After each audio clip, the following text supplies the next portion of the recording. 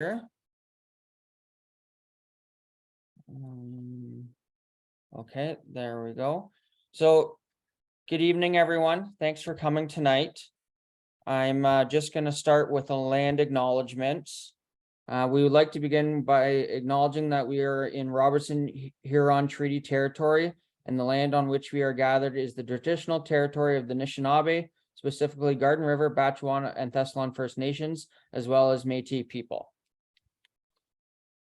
So my name is Carter Dorst. I am the Executive Director of the Kensington Conservancy. We are a not-for-profit charitable land trust located in the St. Joseph Channel area of Ontario. And our mission is to protect ecologically sensitive land. This is by acquiring land to turn into nature preserves or doing conservation easements. To date, we have 13 different protected properties for almost 1,200 acres. This includes a ton of different species, wetlands, shoreline, meadows, fields, significant wildlife habitat. We have some pretty interesting properties. In addition to that, we do a lot of community outreach projects such as webinars like tonight. And we do Christmas bird counts. We take people for guided hikes. We do youth education programs. We do community stewardship projects, all kinds of fun things. So if you're new to the Kensington Conservancy and are looking to learn more, please visit our website at kensingtonconservancy.org or reach out to me if you have any questions. So tonight we have a very special guest, Jake Dann. He's a PhD in Earth and Planetary Science and a retired university professor, and he cottages in the Desbarats area every summer. So he's going to tell us a little bit tonight about local geology. So if you have any questions throughout the presentation, please put them into the chat, and then we'll ask them to Jake at the end. And at that time, we'll also open up everyone's microphone and cameras for questions. So thank you, and take it away, Jake. Okay, so is this screen shared or not? Not yet. Okay, Go ahead. let's see. I had it all set before. Okay, share screen down here. There we go.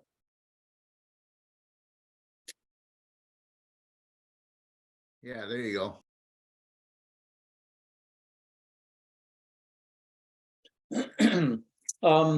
Okay, so this is just sort of a brief intro into some of the geology in the Desbarats area. I think what we're most interested in is, explaining the landscape, what we actually see when we're driving around in our cars or boats or hiking through an island or something. And particularly we wanted to focus on some of the properties of TKC, the black hole in the wall, ripple rock areas. These offer interesting, especially the black hole, you look at it and it's, it gives you access to, the backwoods area by canoe going over beaver dams and so on. And it's not unlike, the voyageurs going through the French River. It's just on a much smaller scale, something that we can all handle and enjoy the rich ecological heritage in that area. I'd like to, thank TKC and Carter for all their outdoor educational efforts and, acknowledgement of First Nation and Native American Heritage Month in the U.S. I wanted to just mention, I've been to Desbarats, every month of the year, and for well over 60 years. And every year I find something new, discover something that I've never seen before, which really makes it quite delightful. You never know what you're going to come across. And I know you're probably thinking, oh, poor Jake, he's losing his memory and forgets what he saw the year before and thinks everything is new. And that fortunately, I've got, my trusty a camera that geolocates all the photographs, so I can keep track of things. And but I wanted to share one discovery. I call it the discovery of 2016. We call it the year of the Bryozoan. And this is a living fossil. This is just a photograph looking down from the docks in the Deborah River at all the water milfoil that we're all familiar with. And off on the right here is, bladderwort, which is one of the 3 carnivorous plants in the area. And it has set a record for the fastest moving plant part, because it's got this little trigger when a little animal or something comes up, these bladders open up, and it's the fastest movement in the plant kingdom. And over here on the left is a bryozoan, which is a colonial animal, and I had never seen it before. All of a sudden it appeared there. This is a close-up view, and each one of these little dots is an animal.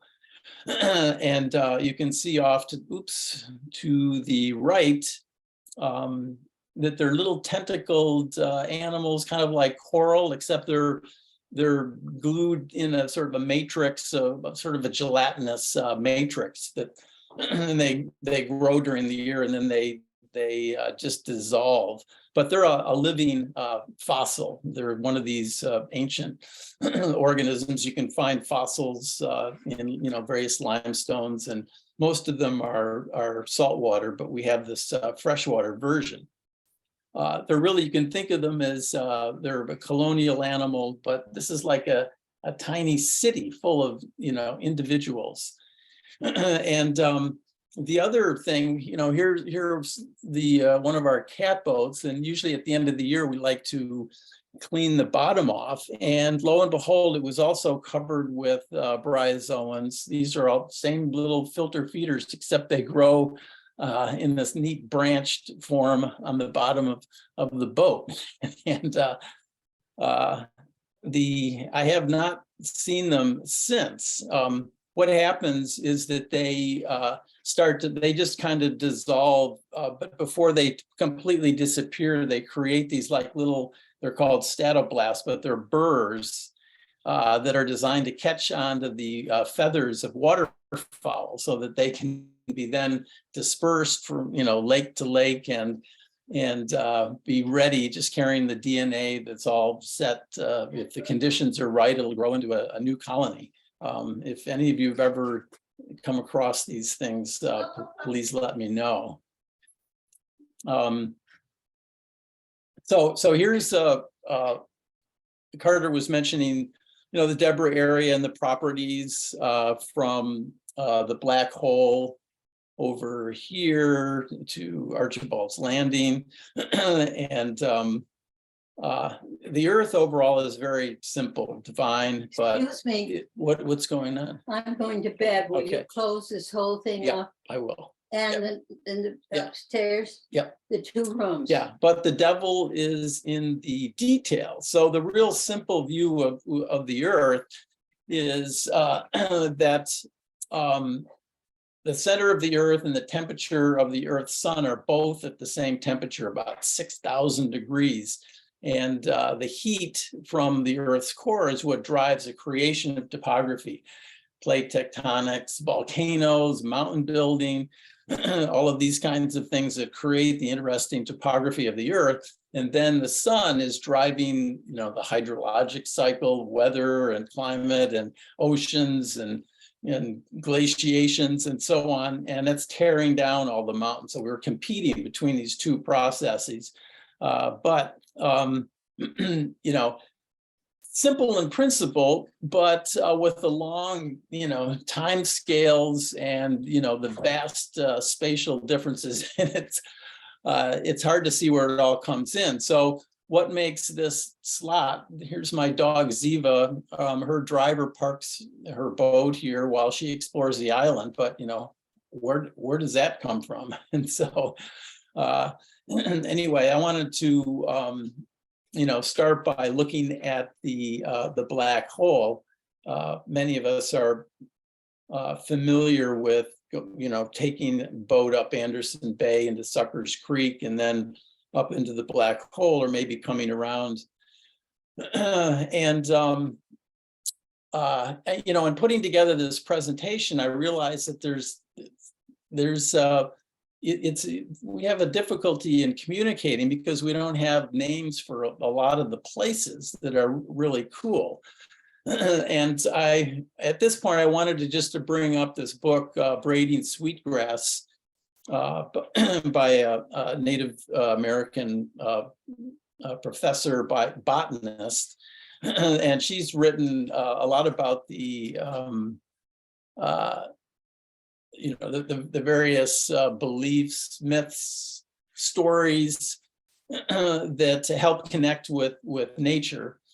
And one has to do with Sky Woman falling, and she comes and gives birth to First Man. And his duty is to just go through the landscape and name stuff, until he runs into a bear who says, well, you can't go through here, and he learns respect. He learns all these different lessons. But, I thought, isn't it interesting? Because I always think of, our Western culture, and we name, all these complex systems for naming stuff. But yeah, we can't really communicate well if we don't have names, especially for all these locations and so on. And early on, I think when I was a teenager, went up the Black Hole here, and we walked across, and there's this really neat lake. I don't know if anybody has ever been up in here. There's a wetland and a lake and a waterfall that goes down and it comes around through here. And when you're up there, it's all rock. And you think, this is kind of like an alpine lake that you might see out west. So, is that a good name for it? I don't know. But, we need to have more names so that we can communicate and talk about places. For instance, go back to here. I'm just going to look at this place closer right there. And you can see these big outcroppings, and Suckers Creek comes in, and then there's a whole series of beaver dams that lead into the Black Hole. And it's a very, distinctive place. Here's a photograph from about 1910 that my grandmother Peach Taylor took. She was Peach Evans at that time. And she's taking a picture of her friend. It's pretty much the same. You can see it's black and white instead of color, but you can see the nice sandstone beds in here, and this dip slope. We call this is one of these bedding surfaces that's exposed, and take the canoe up through this narrow place, and then you're kind of home free on going on the beaver ponds, beaver dams. And so I wanted to, take this moment, because I was thinking, you can give a resume of accomplishments somewhere else, like I worked in Africa and this and that, but it's really kind of irrelevant to what's here. And this kind of close community that we have, and all of the possibility, if we have already shared quite a bit of experience. And so I was thinking, well, how did I get here? And so I started putting that together. It's my great grandfather who started the main camp. We called him the Commodore because he was the president of the Anchor Lines, a shipping company that went between Buffalo and Duluth. And here, this picture, it shows, Peach, she's got a 22, and this is her brother, Jim Evans, who founded the North Channel Yacht Club. He's playing with a little sailboat down here. And so I put together, this is just my, trying to understand, the history. So I put together this diagram that shows the history of the area in terms of, when the First Nation peoples, had fairly free reign. Schoolcraft noted paddling by, he was a travel writer, that in 1820 there was a lacrosse game going on Campador with about 100 guys playing, and completely, free use. And then we have this stage of colonization, especially besides the mines and all of that, privatization of the land. So like Campador, the crown sells the Campador to somebody in 1872, and things get more and more restricted, more infrastructure developed, and so on. And then then there's this summer cottage sort of period that starts, and that's when our family came in, via Chicago. And then the final, I put in a final phase, starting with the advent of TKC, where the community as a whole starts to have a more intentional approach toward the land and what we share, the natural heritage. And of course, what's really important at some point is we get to some, net zero as a community.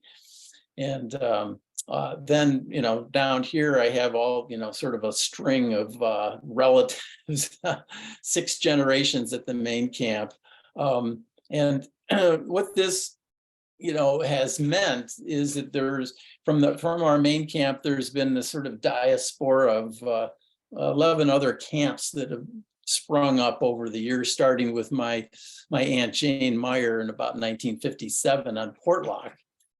And, our family has the camp down at the Bathtub. And what this, as a naturalist, I'm incredibly privileged, because all of these places offer a different point of view. And as my various relatives, have settled in, and, it's like, well, what's this? What's that? And so I've been able to, benefit a lot from that family legacy of that observing, sharing, and appreciating nature from a lot of different viewpoints. And interestingly, this is one of the ships of the anchor line out of Buffalo, in like in the 1870s. And it's shown in front of Pictured Rocks National Lakeshore, which is on the southern shore of Lake Superior. But it's a very interesting place that, the waves crash in, and it's a relative to the softer rock. It's a sandstone that's a lot softer and younger than a lot of the sandstones of the Canadian Shield. And so you have these active erosion of the cliff. Here's a picture of the sand, and this Pictured Rocks National Lakeshore. And what's interesting, though, a real coincidence, is this is the same sandstone that makes up the bluffs on Campador. And of course, nobody, put 2 and 2 together, until much more recently. But I think that it's an interesting coincidence that are from that lithograph, to the family. So on Campador. So here's this is one of the important aspects of geology, is just the erosion. And in this case, we've got wave action that's working, wave action on Lake Superior with its big storms, waves crashing in, and they eat away at the cliff and keep it very steep and even overhanging. On Campador, we actually have the same cliffs. And what's interesting is that at one point, the entire island was underwater. I don't know if you know that when the glaciers had receded, there was this glacial lake Algonquin. Everything was underwater in the Deborah area. And including Campador. And as the water started to recede from this glacial lake, different levels, you'd have wave action erosion eating away at the cliff, and it would have looked very much like Pictured Rocks looks today, but that was like only 6,000 years ago. And then as the water went down, you have a variety of features, and eventually the lake is much lower, way lower than the bluffs now, and it's all forested over. So it took some thousands of years, and that cliff is now just like covered, but it's still pretty steep. I mean, if you fell down, you could probably wrap yourself around a rock and be seriously injured. So that's the here's a map of what the glacial Lake Algonquin would look like, and at the end of the arrow here you can see this is St. Joseph Island, and that's a little island. It's in one of the only few places that was above lake level at that time. And that's what's referred to as the mountain on St. Joe's Island. And here is a satellite image, much more recent, showing all the fields, farmers' fields and so on, which are on lake sediments of this ancient glacial lake. And over here is the mountain, and the white is snow, because it's a higher elevation, just happened to be preserved at that time. It's more similar to the higher elevations that are further north. So what's recorded is the retreat of glaciers. You probably know that there have been many advances during this 2 billion year ice age, and then retreat, and then advance and retreat. But what's really recorded in the landscape that we can see is sort of the last, retreat, and the dropping of the lake level, which leaves a very distinctive terraced terrain. So if you've ever driven over this, you actually drive up on these terraces, and it's pretty interesting. So at the main camp, the bluff is way back behind here. And but you can see the terraces. This is an early photograph of the main camp, and what we call the main camp, or the Taylor Evans camp here. And these terraces are old shoreline. So the shoreline, the waves come in and they create a distinct shoreline, and then the water goes down. It makes another shoreline. These are what we call stranded shorelines, and all around the Great Lakes, you can see this on large scales. But in the Deborah area, it's funny that it just happens to be, there's a very sandy area on the north side of Campador, between our camp and the Woolsons and the Kites. That sandy area is where the lacrosse game went on, and it's obvious why it was here, because of all the sand. So this is just an airplane shot looking down, right up the Deborah River. Here's Campador, and this is how things are right now. But a short time ago, all of this was underwater, and the water went down. And there was a time before that where the water was even much lower, like by 100 feet. In which case, this St. Mary's River would have been a raging cataract, and there would have been a huge waterfalls all along here by Pitcher Island. The water is about 200 feet deep. Oops, can't right about here. And so in order to get that kind of depth localized, you have to have, a deep erosional currents raging that's just eating up, sort of like at the base of Niagara Falls. It's really deep right there. So there was, and when the water is much lower, like the Deborah River, instead of being a little lazy river, with melting glacier to the north, there would have been a raging torrent coming down through a small canyon there. Very different topography. So to sort of summarize, this is the geologic map of the Deborah area, sort of, very generalized. And what it shows, we all know we've got the Canadian Shield to the north, and these are very old rocks. And then you've got the Michigan Basin to the south. And we've been talking about the bluff of the Cambrian sandstone that makes up the National Lakeshore, Pictured Rocks National Lakeshore, and also on Campador. That's we call it unconformably overlies because it's relatively flat line, much younger rock. And if you look off to the right, you can see that the Canadian Shield rocks in our area, which are the Gauganda Formation, the Lorraine Formation, and the Nipissing Diabase, are all about 2 billion years old, whereas the Cambrian sandstone is like 500 million years. So we're missing 1.5 billion years of history. Is it even recorded in our area? It's a real a testament to how much erosion has taken place. It's not like nothing has happened in that interval, because we've got mountain building events going on.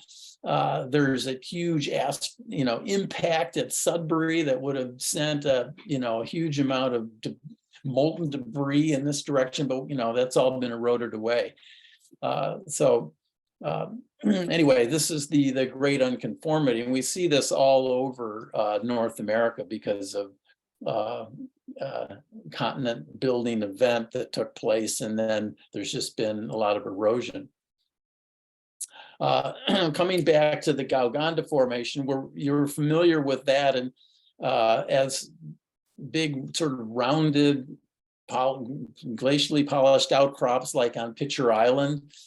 They're massive outcrops. You don't really see any bedding, and if you look close, the rock is kind of green. This is on Portlock, Jane Meyer's camp. And you can see, you often find these big, what we call drop stones. That's this ancient glacial event that took place 2.3 billion years ago, dragged a lot of material from further north, and here's a piece that's dropped into a muddy area represented by this green rock, and it's pretty dark green in the rock itself. And then you've got, this is one of the things that geologists need to be able to look through, because this sort of grayish color is just a weathering rind on the outside of the rock. But the environment, which is really neat, the Gauganda Formation is essentially represents the edge of a continent, where when you had a huge glacier coming down, scouring the continent to the north, dragging all this debris and depositing it right in the ocean, right along the edge. You have melting icebergs and so on. So you have to sort of think of Greenland or Antarctica. As geologists, we're always comparing ancient environments with modern environments to understand them better. But I mean, this is like a whole story in itself. So I think we're gonna go on. So the idea is that, well, the weight of having a big ice sheet depresses the continent, and then it rebounds when all the ice melts. And so the Lorraine Formation represents, the rebounded continent, and it's all terrestrial river deposits, sandstones that are so completely different than the Gauganda Formation. And that's why, we have these such a variety of interesting islands. And then in this purple color, this is the Nipissing Diabase, or Trapp Rock, which is an intrusive rock that intruded about 2 billion years ago. And we'll look at that in more detail too. So the Lorraine Formation is our sandstone beds, and you have the gray lichen, and then you have to sort of look through it, and you see that it's a pinkish color, because it's got a lot of quartz and feldspar in it. So let's go to the black hole, because we need to really sort of figure out what's going on here. Here is, there's various ways of exploring, going up Suckers Creek or coming in over here. I don't think we used to be able to get as far into here. I think since the beavers put a dam over here, water level is higher. But a typical expedition, in kayaks and canoes might look like this. What you see are, these vertical walls, and then areas where there's rubble. If the water wasn't high enough, you probably wouldn't be able to get through here. And they're lichen covered. And again, like I was mentioning with Longfellow, you look at the water level near the water, and you can see that the original, what the rock really looks like is this pinkish weathered rock. So it's very different than the Gauganda formation. So I'm taking this picture from paddleboard, which is great. I've got, my dog with me, and and I'm taking pictures of pitcher plants. There's some nice floating bog there. But Ziva, my dog, is like, she can't stand not being in the front. So she jumps off and starts swimming up to get up into the lead. Meanwhile, people are taking pictures of, there's beautiful reflections and neat things to look at. And eventually she gets up into the front and gets sort of caught up in the lily pads, and I have to drag her back up on the board and head back. Here's some students college students that I had up to a number of years ago, and I think there's no better way to really appreciate how beavers, control water and create this amazing. I think we counted 7 dams that we had to go up, drag the canoes over, and then on the way back. And these are nature's engineers, and it's not a big leap, I think, to canal locks. And I'm interested if people were really inspired originally by beavers. Here's one of the anchor line ships, the Juniata, descending the Sulaks. And when you think about it, it's pretty close to what the beavers are doing. They just aren't opening and closing doors. Here's a picture in the black hole. You can see the beaver dam in the background, and students. We met TKC staff. They learned about this is Tana and Adam. We learned, about they got firsthand, be able to ask questions about conservancies, and Adam's like Carter was a naturalist. You could find, I think Adam was pointing out some bladderwort and some wild rice and things like that. So it's just a great natural learning lab. And so I hope you're all taking advantage of Carter and TKC and getting into these places.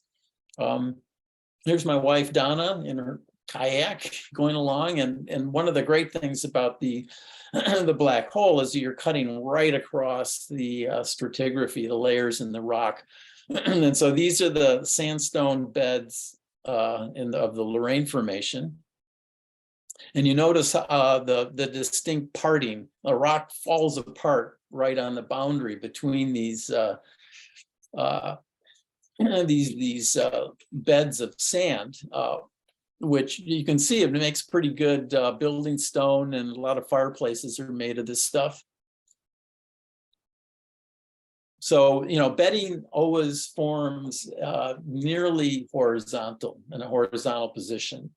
And in this case, we can see that it's been rotated, like 30 degrees to the southwest, which means that there's a fairly large scale fold in here that happened during mountain building, some collision further to the south. in probably when the United States was being added on to North America. You probably know that Canada is the oldest part and the original continent, and then the US was added on, although I'm sure that there are people that would like to make it the other way. So the attitude in this area of the beds, that they're dipping toward the south. When the glaciers came across, they could just peel layers of the sandstone bed, just peel it right off and carry it away, creating a very rugged topography. I don't know if you've ever walked through this area, but it's like you're up and down and all these angles, and then you realize how convenient it is to have a waterway going through where you can just leisurely paddle your canoe. But along with it being very rugged, this creates these low areas where you can have lakes and wetlands, of which there are an abundance in the Lorraine Formation. I pointed out this little lake here, and there's this whole wetlands in here. And there's a lot of orientation of wetlands and little lakes and so on up here, which is parallel to the stratigraphy, and is due to the glaciers just plucking out and creating this rough topography. It's not all just smoothed out like it is on some of the islands that we see. If you go to some of the islands are made up of the Gondwana Formation, are like, let's say, the island that the lighthouse is on. It's just like perfectly smooth. So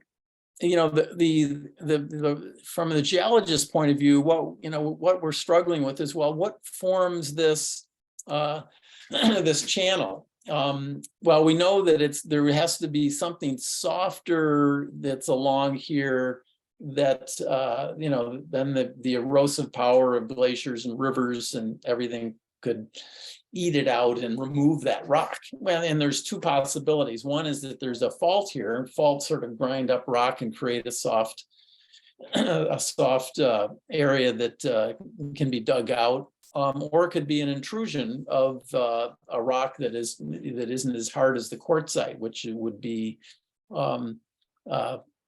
almost anything is easier to erode than that quartzite. So that's what we're trying to understand. So we can kind of explain the orientation of these things, but it's difficult. We don't actually see an intrusive rock. We don't see evidence for a fault. It's tough. There are two of these things. One that's a nice open channel, and the other is more subdued, but the water does pour over a waterfall, which is really cool, and then runs down into here. If you've never been into here, it's pretty neat. Let's see, I think Chuck lives right there, so it's not that far from him. Now, is this sort of unique to Deborah area? Not by a long shot. Here's the French River. Ziva here for scale, and you can see this is like the black hole, but on a huge scale, right? So here is the satellite image, the Canadian Shield in that area of the French River, which goes, and you can see the beautiful folds. This is huge mountain range that was once here, and over 1 billion years it's just been eroded, pretty flat. And the French River goes right through here, so is this a fault? Is it an intrusion? It's I think we have a better chance of figuring it out in the Deborah area than they do in these big, much more dramatic examples. And here I put this in here just to kind of give the idea of the scale here's the French River Provincial Park, showing the down here at the bottom, sort of the height of the cliffs and how much ice, as a minimum was above that, putting weight and grinding away and carrying debris like sandpaper over this landscape, and planing it all down so we can see all these folds, right on the satellite images. So coming back to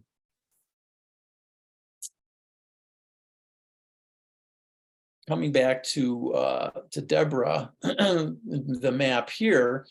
So what we want to do is look at the hole in the wall. So the black hole is northeast oriented, and the black hole is more north, or the hole in the wall is north oriented, but there's the similarity. So let's look at this. Oops. So on the scale here again, we've got this huge gap. There are some mountain building events that we know are going on, and also the mid-continental rift basin, which is essentially Lake Superior, is going on about 1 billion years ago. So we know that the Deborah area is surrounded by some interesting events, but we're not sure whether we actually see them, evidence for them here.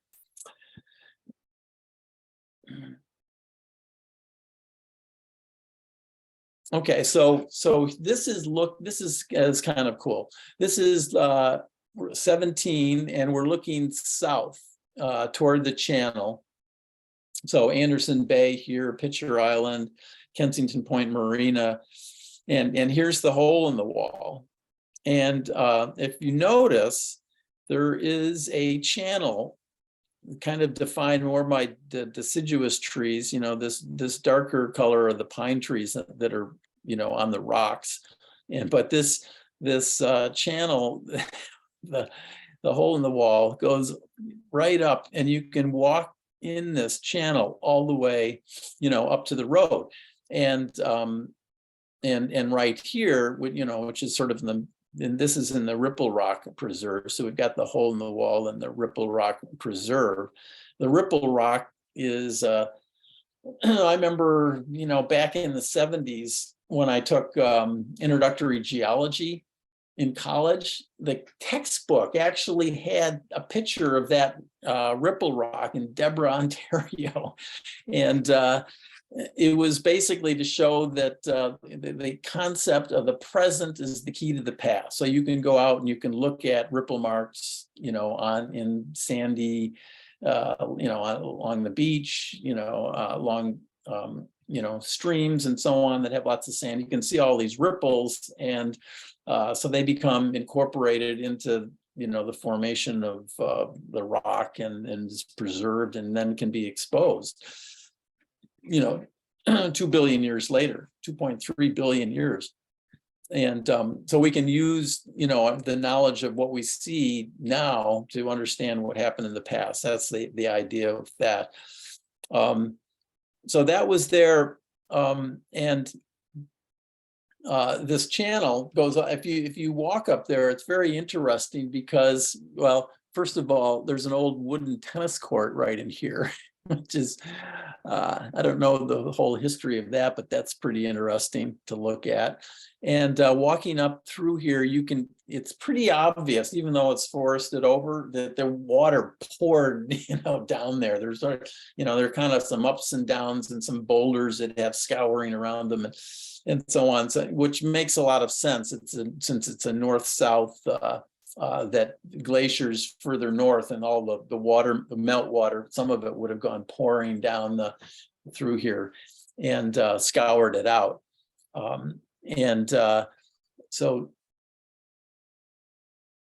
So we can see that the hole in the wall is not just this little short hole in the wall, but it goes all the way up through the Ripple Rock Preserve. And this is from the Ripple Rock Preserve. Here's 17. There's a big truck going by. I don't know if you've been up in here, but it's kind of, you can easily walk out onto this rock, and it's a big cliff looking down at this wetlands in through here. And one of the things that really, and what when they built 17, they filled it in with, it's where all the Trapp Rock goes, right?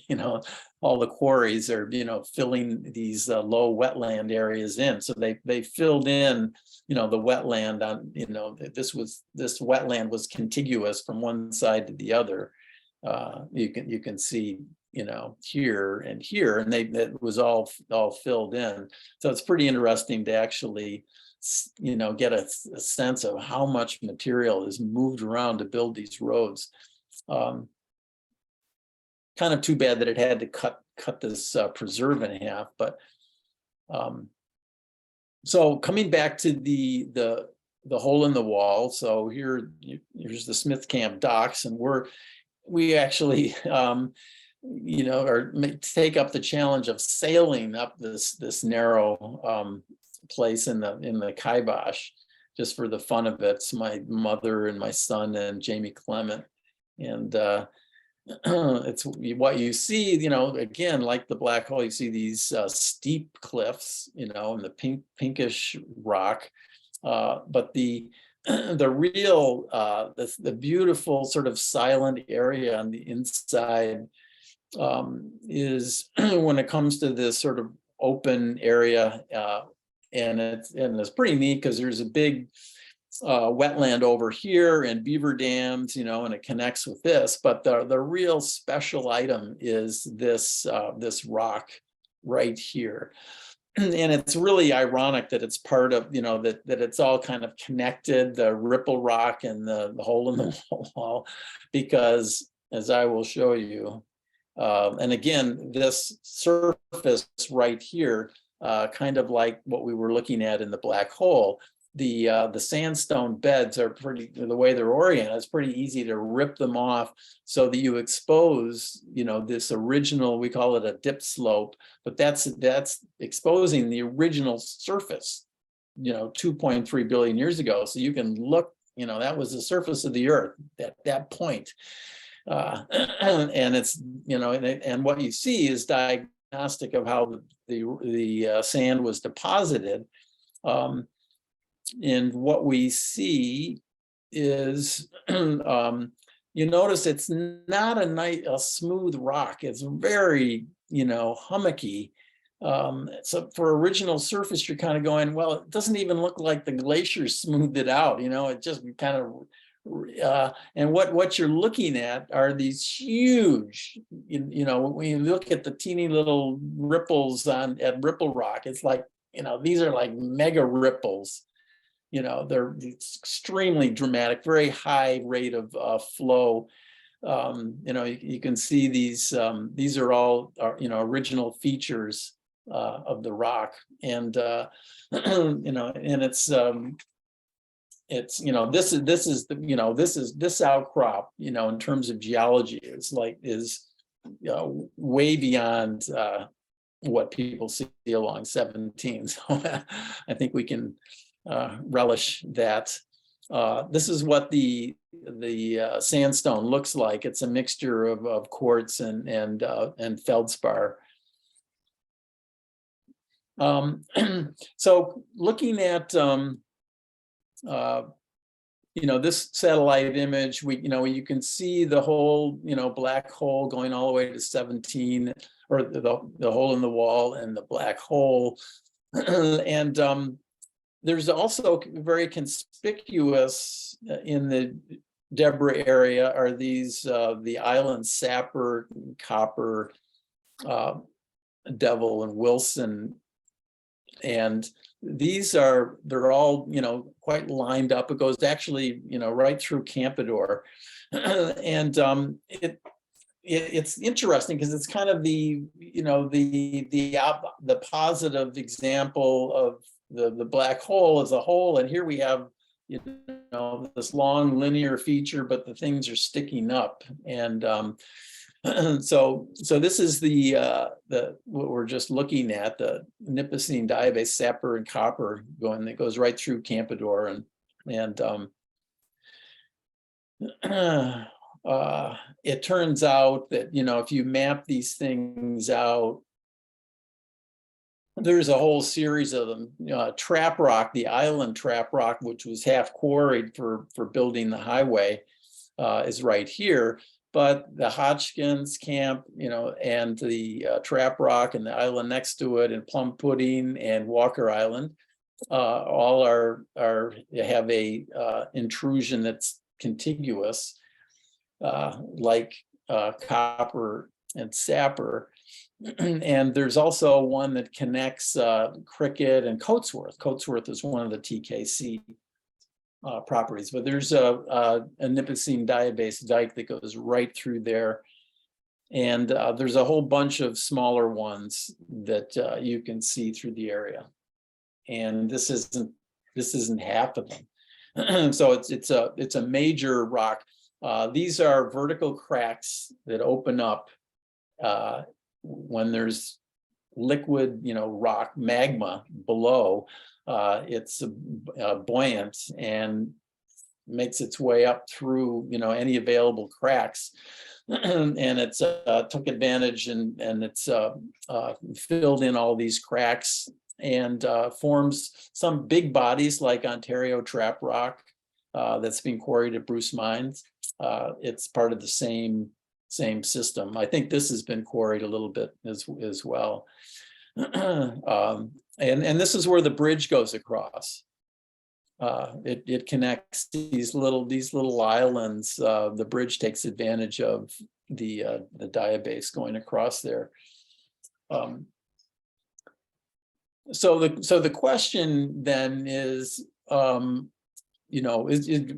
we think that there could have been an intrusion that formed the black hole and the hole in the wall, and so this is what a really nice example of the diabase looks like. It's all these little crystals, so very hot liquid. As it slowly cools, crystals form, and you get this nice texture. It's called diabase, and that's what the Trapp Rock is made of. My mom calls it snowflake rock, because we have some of this in the fireplace down at the bathtub, and that's what she named it.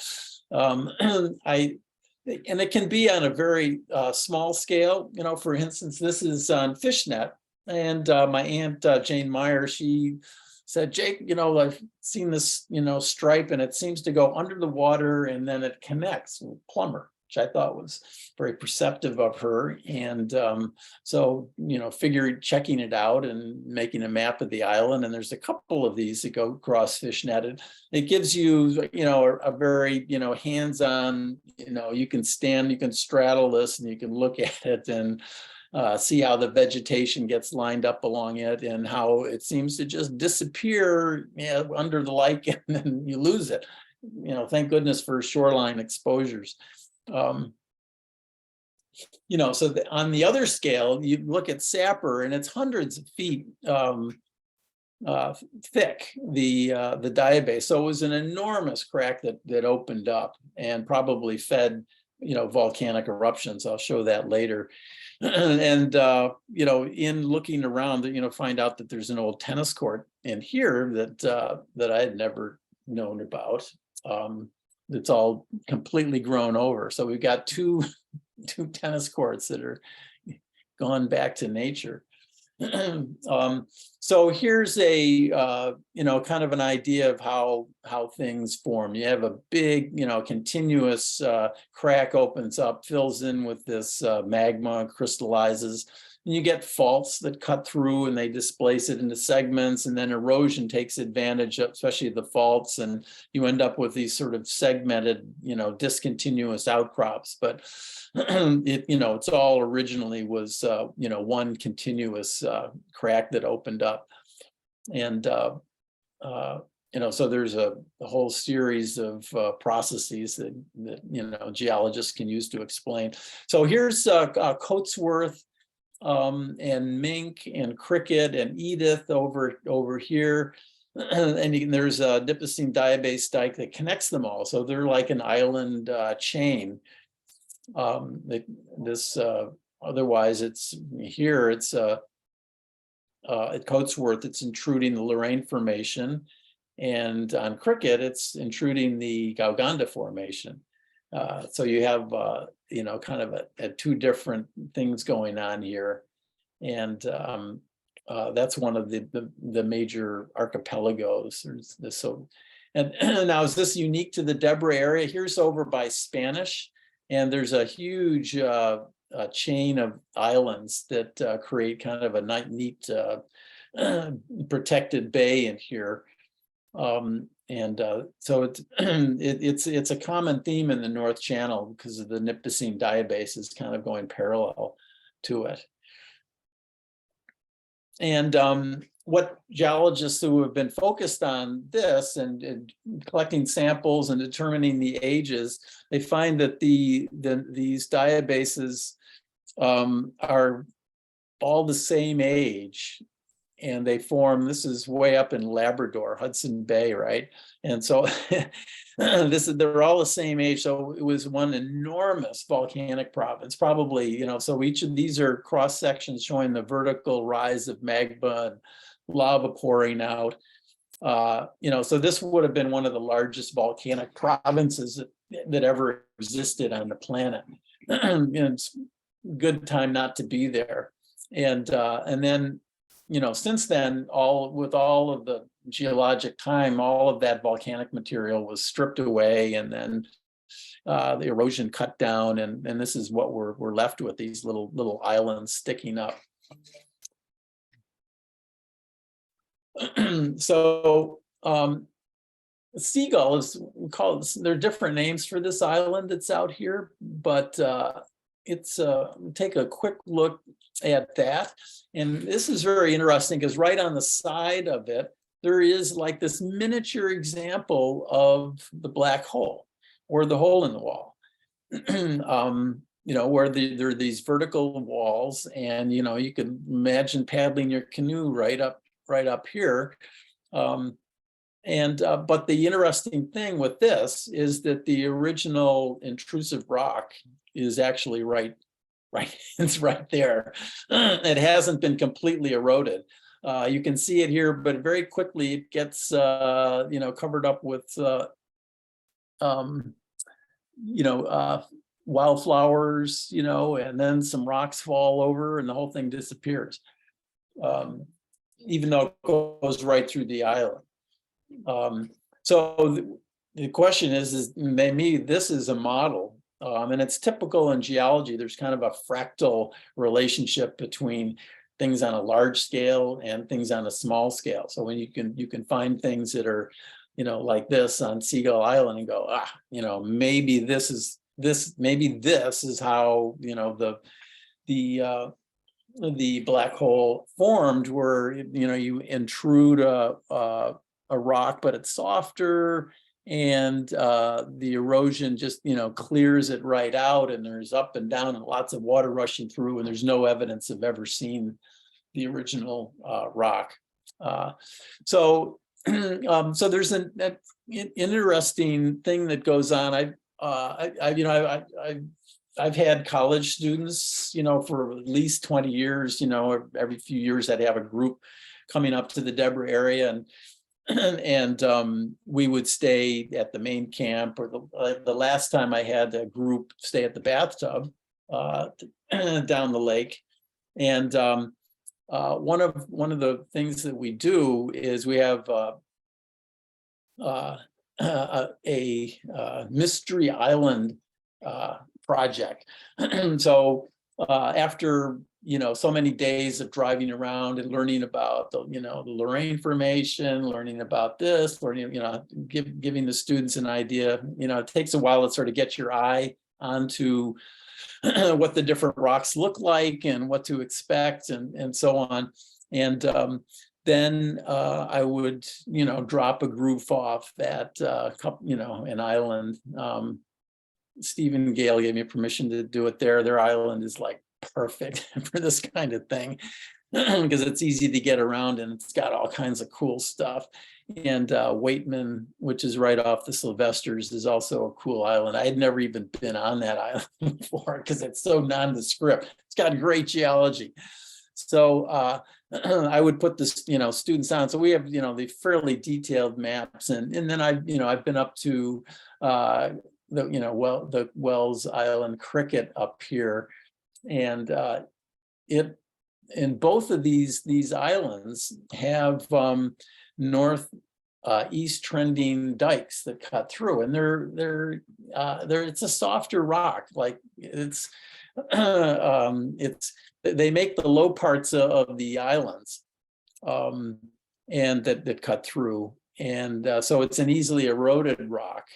But I think that what it's doing is that this rock, that's this intrusion that's coming through like this, and it's relatively soft, it's cutting across everything. So the geology is really complicated in agate and vale, because there's folds and faults and all kinds of things going through here, but this rock cuts right across everything. So we know that it's actually much younger.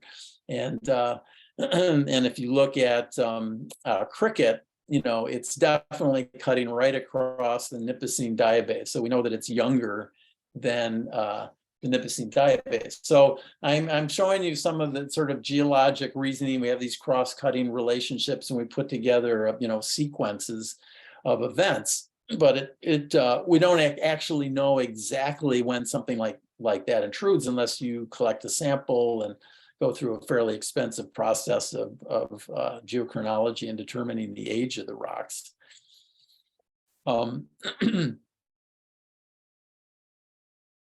So if we come back to, we know that the Nipissing diabase intrudes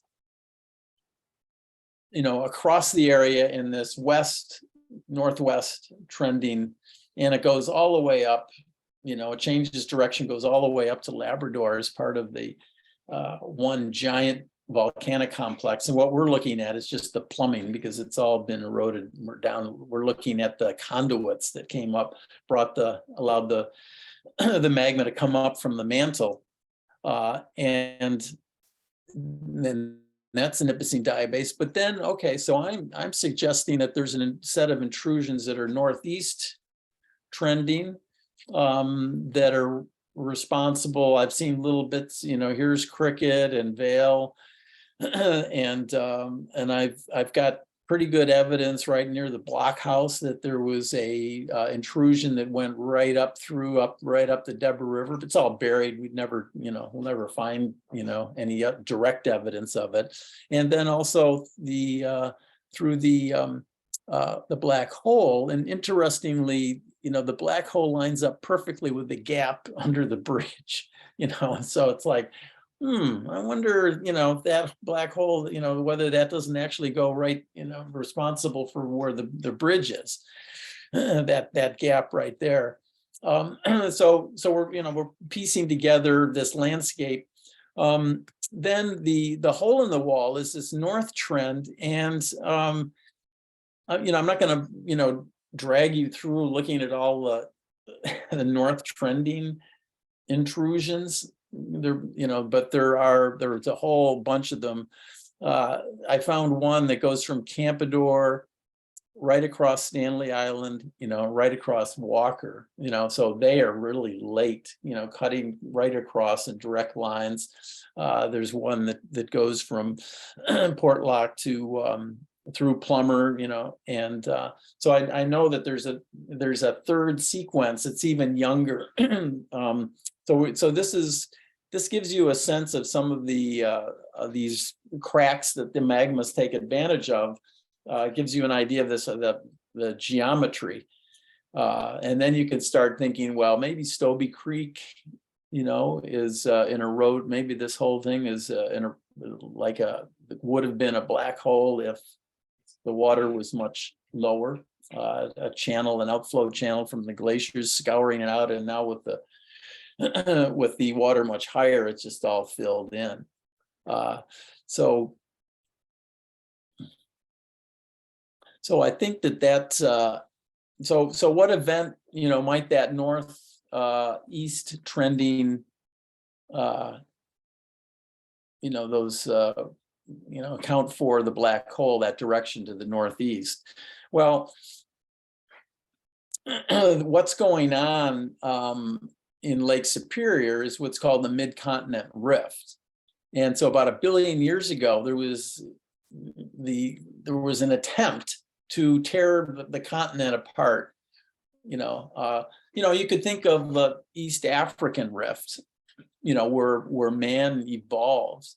There's all these rifts, lots of volcanism and in that area, various lakes that are forming in rift basins, and so this is it would be an ancient example of that. But you can see that we're kind of on the edge, and there's just everything is covered up down in the Michigan Basin. This is all based on geophysical surveys. There's no actual, you can't actually see. When you're on the Keweenaw Peninsula or up in on the lakehead up here, you can actually see the lavas that erupted. They're pretty well exposed, and then it disappears underneath, and it goes all the way down to Kansas. So I'm thinking that probably what we're seeing, with our northeast trending structures has to do with this mid-continent rift. And that this down here just shows how Lake Superior formed in that original rift basin, as the glaciers, tore out all of the volcanic parts of it and left this relatively deep lake.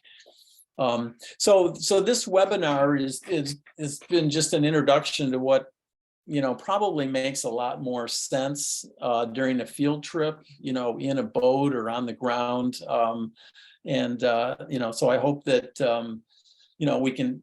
I've led a couple of field trips through TKC in the past, and certainly if there's any interest, I'd love to make that a second step sometime if there's interest. And please, if you have any questions, feel free to email them or send them to Carter.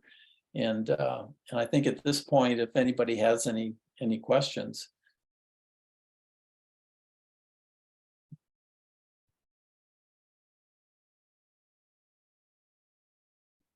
Thank you for that, Jake. That was a lot of good information there.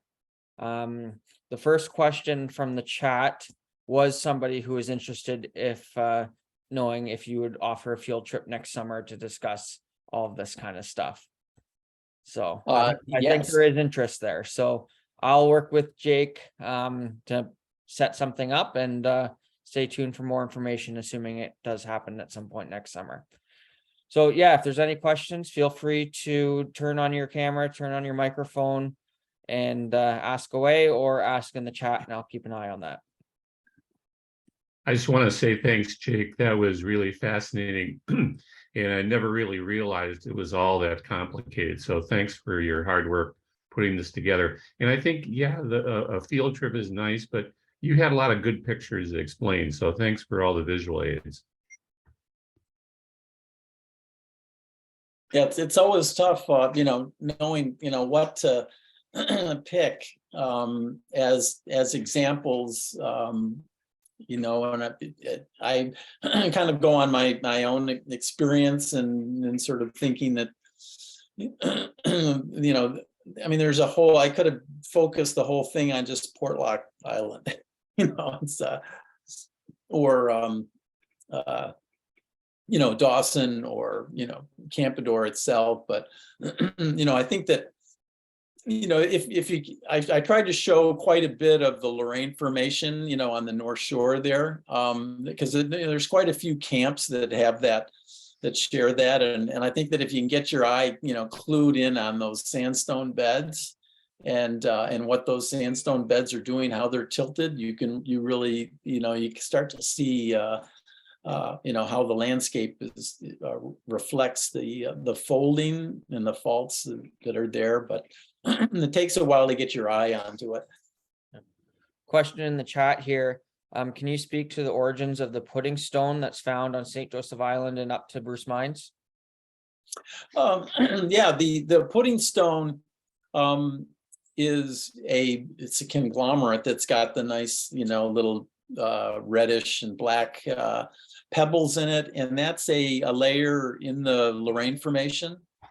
So it is, you can imagine a river system with lots of sand, but there are also going to be gravel beds, and so that's the origin of that. And the glaciers, the Lorraine Formation, it goes, it's further north, and the glaciers have torn, bits of that up. They've torn a lot of stuff up. And, when you're looking, like if I'm walking through Campador in the woods or something, there's rocks, there's a lot of rocks everywhere.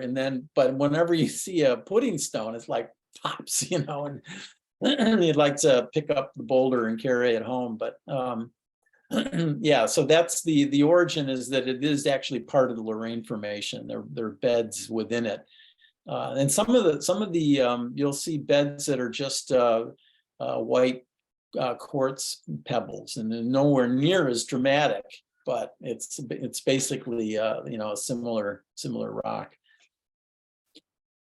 Next question is if you can share some of the diagrams that you had.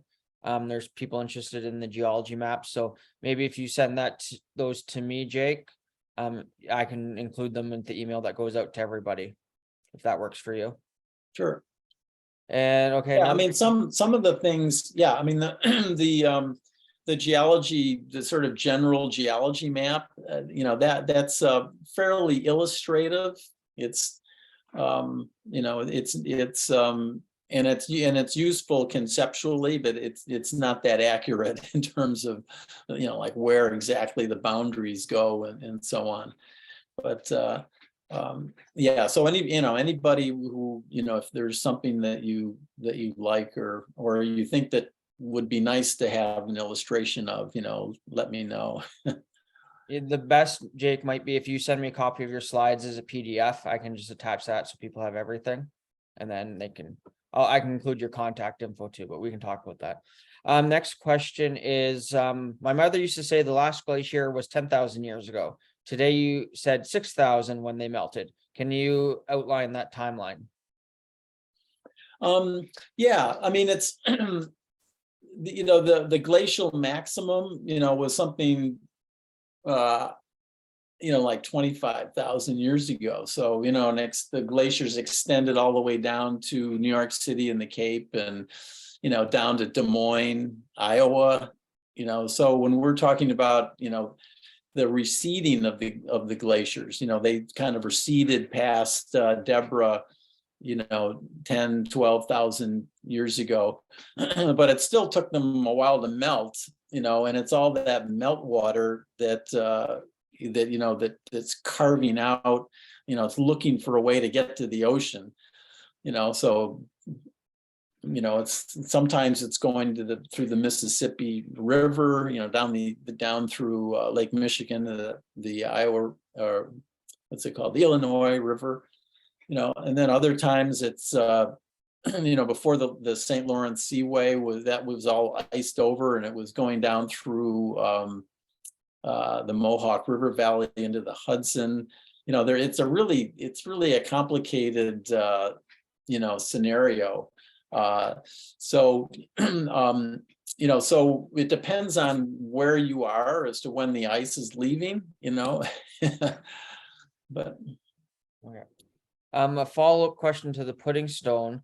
The question was that they were told that pudding stone isn't anywhere else in the world. Is that true? I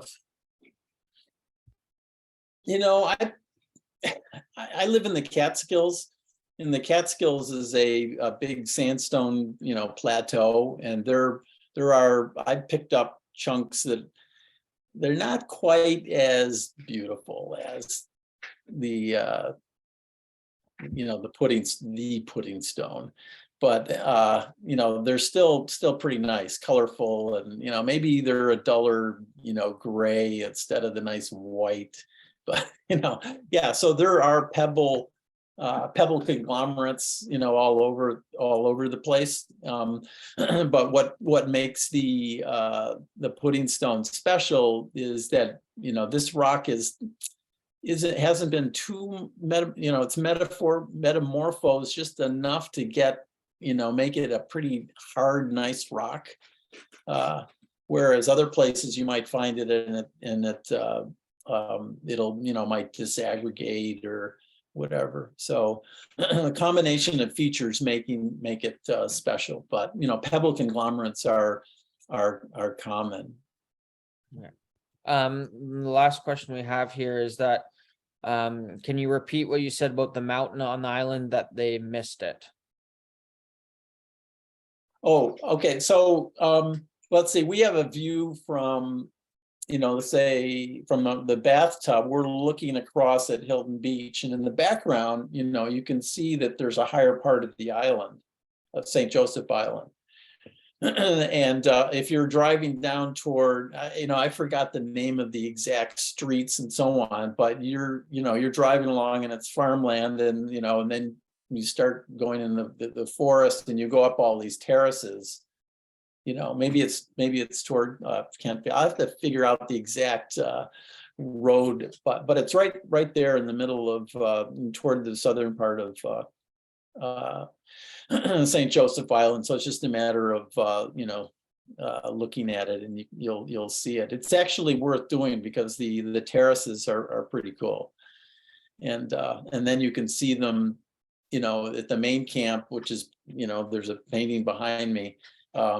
You can see those same terraces, or not the same terraces, but the same concept of shoreline as it's receding.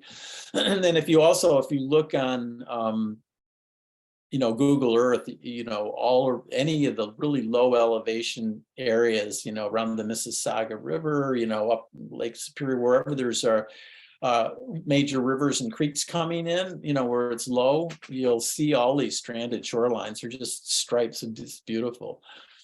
But on a local level, this is what we've got. Okay, great. One last call for questions. Okay, it doesn't seem like there's anything else. So have a good night, everyone. Thank you, Jake, so much. That was that was Thanks great. all for hanging on with me. Okay, have a good night, everyone. Thank you. Thank you.